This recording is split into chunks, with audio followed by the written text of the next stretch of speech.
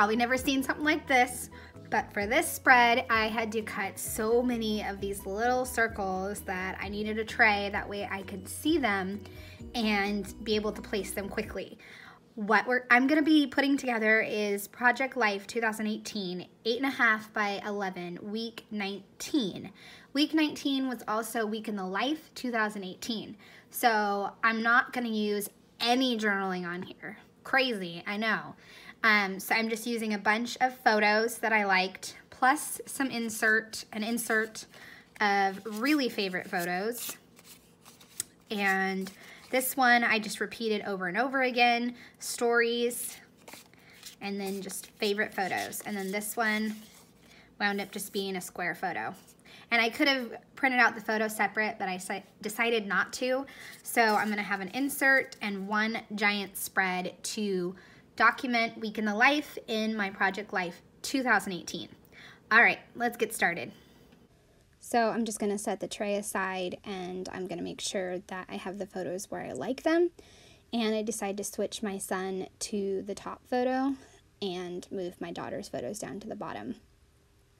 The two main kits that I used were Day in the Life Digital Kit number 2 and then the Fall 2018 one. The number 2 kit is actually very old, but I knew it would work perfect, and it's definitely an all-time favorite. And if an item or an element wasn't already in black, I would just change the color. Like the real life circle that I just put on the main journaling card. That one I had to change. And now I'm just, basically my formula, as Ali Edwards says, was just to add a circle or a word strip to every single photo, basically. And just add the circles on and then call it done. And that's kind of what I'm doing right here. I'm adding family and crazy good life. The Day in the Life number 2 kit had so many good word phrases in it.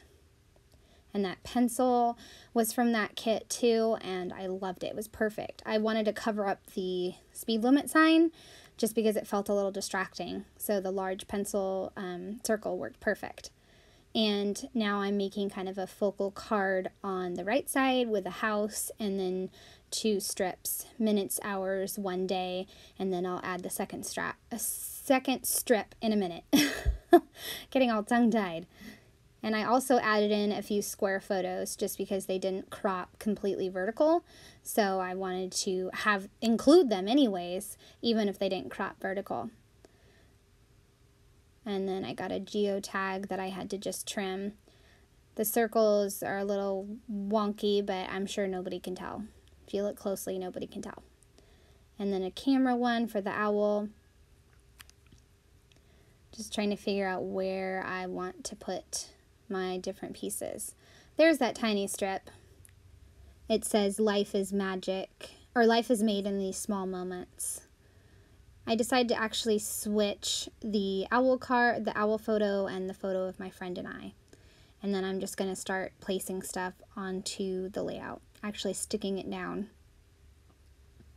Like I always say, I started this project in a canvas on Photoshop Elements so that way I could figure out where I wanted my photos and where I wanted to place the circles, and also it helps me determine the size of my circles. So it makes things so much easier. I know I've probably said that too, but it makes it easier. And then the camera up there, just putting things basically in the circles in negative spots of the photo, or spots that something, like covering up that towel. Like, nobody needs to see the towels. That's a good spot to cover up. Now I'm just finally adding that little strip. And now my focal card is done. I'm going to glue my photo of my friend and I onto a piece of white cardstock and then add the circle and one little strip. There we go. Adding this gardening photo, and then I'm going to do the same thing, follow the same formula, a circle and then a strip. Overall, this spread was not complicated, and I absolutely love it. It definitely came out way better than I thought it was going to.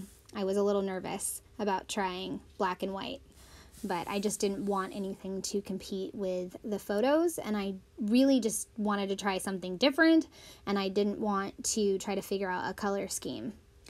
Now I'm kind of working on the insert and deciding what photos are going to go in 3x4 pockets and what order.